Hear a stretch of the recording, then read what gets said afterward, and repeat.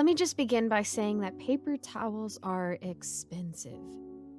It's one of those epiphanies that you tend to have as your items are scanned and your heart dips while noticing you've blown a quarter of your paycheck on a week's worth of groceries. As if choosing a career in creative arts wasn't taxing enough. On the bright side, people in LA were rich, stupid rich, which meant that the odder your job was, the more you got paid. Closet organization came naturally to me, and thanks to Marie Kondo, this little side business I set up helped me get through most tough days. A friend had recently hooked me onto a website where you could list your services to reach the elite of the elite. That's when I got an offer from an Audrey Salinger that I could not resist. She had left her contact number in the message saying it was a highly paid gig and that she could not reveal more details until I agreed. I picked up my phone and dialed the number. "Hi, you've reached Audrey Salinger?" A delicate voice came through on the second ring. "Oh, hey, yeah, this is Karina from the Closet Organization ad. I saw your message." "Karina, I'm so glad you called," she interrupted, her tone changing almost instantly. I didn't have to speak more as she delved right into the details. Audrey worked for the Montgomerys, whose house required quite a bit of refurbishing, and she'd like to start with a closet. It all seemed fine until she mentioned she had one condition. "It would be preferable if you finished it in one night.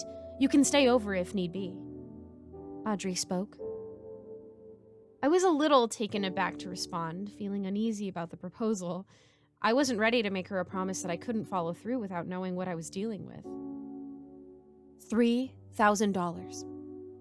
Audrey's voice interrupted my thoughts. Thrice the amount listed on the website. "I'll pay you $3,000 if you spend the night, and I'll do it. I'll get it done," I told her. I wasn't going to let this opportunity slip by. "Great, I'll text you the rest of the details. Thank you." Audrey cut the call without a second to waste. I woke up early the next day, ready to get a head start on the laborious task that lay ahead. I pulled into the driveway of the address texted to me by Audrey. It was nothing less than a mansion. She had instructed me to let myself in with a key dropped in the mailbox. It amazed me how nonchalant the rich were when it came to safety. I found the key along with an envelope addressed to me. I opened it to find the dollar bills. 3,000 as promised, along with the letter.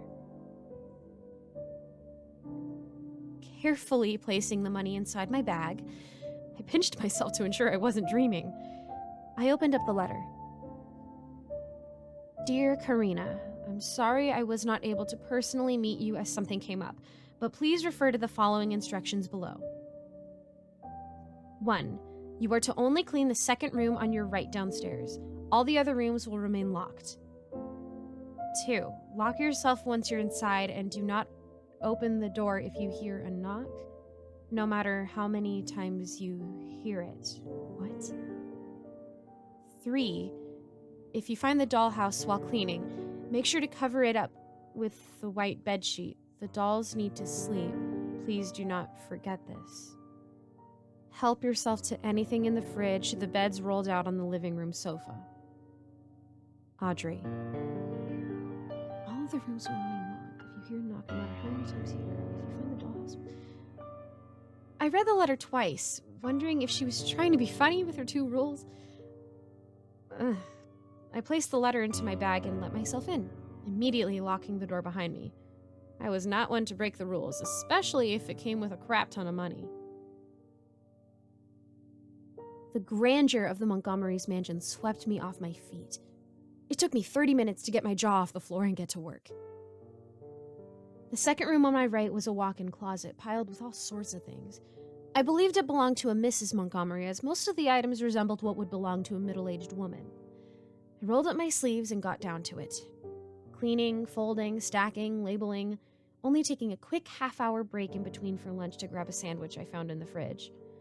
I made a mental note to reach home and Google what line of business the Montgomerys were in to afford all this. When I came back, ready to tackle yet another section, I noticed a huge dollhouse. One that slipped my attention before. It was a replica of the very mansion I was in, down to the detail. Every room, every tile, so meticulously designed. There were 4 miniature figures placed in a different room of the house. I assumed it was the family that currently paid for my 2 months' rent. I didn't dare touch the dollhouse, worried if I even chipped it a little, it would cost me a kidney. I dove right back into work, letting the hours pass me by. It was 11 p.m. as I placed the last pair of stilettos on the shelf. Too exhausted to even eat, I shut the lights out and closed the door behind me, crashing on the living room couch. I was deep asleep when I was awakened by the knocking. I checked my phone to see if it was almost 2 a.m. I checked my phone to see that it was almost 2 a.m. The eeriness of it all finally caught up to me as I began to imagine the worst-case scenarios in my head. I began to regret signing up for this. The knocking got faster, and I shut my eyes trying to zone it out. I woke up the next morning to the sound of clanking pans from the kitchen. I realized I had overslept due to my exhaustion. I walked into the kitchen to find a man and a woman, similar to the dolls I saw. "Good morning, you must be Karina." Mrs. Montgomery flashed a bright smile. "I love what you've done with the closet. It looks so much more compact." "Oh, thank you. I didn't know you were here," I spoke, too embarrassed to present my disheveled morning face.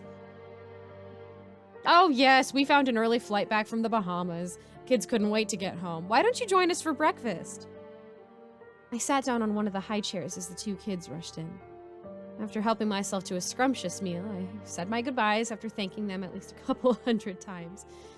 On my way back, with only 5% battery left, I quickly texted Audrey that the job was done and that I had also had the pleasure of dining at the Montgomerys. As soon as I reached home, I jumped into the shower and plugged my dead phone in. I could feel the fatigue leaving my body as the hot water hit. I couldn't help but sing out loud, ecstatic about how this gig went. My bathroom concert was interrupted by a knocking on my front door. I turned off the water and wrapped myself with a towel. "Give me a minute!" I yelled as I hurried to get dressed. My phone screen flashed. 15 missed calls from Audrey. And 4 texts. The knocking began again.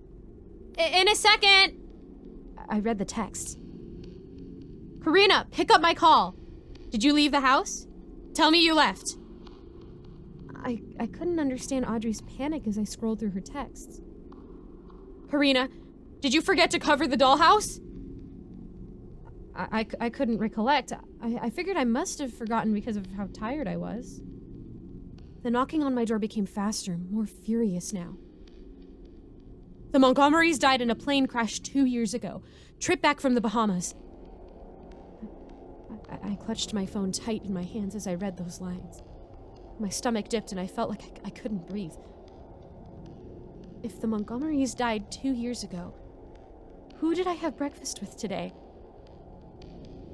I felt my ears get hot, the knocking fading into the background as my own heart beat louder. The dolls need to sleep too. A feeling of dread washed over me as I realized I didn't follow Audrey's instructions.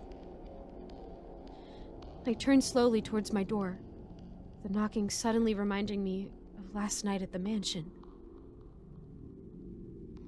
My phone buzzed, a new text.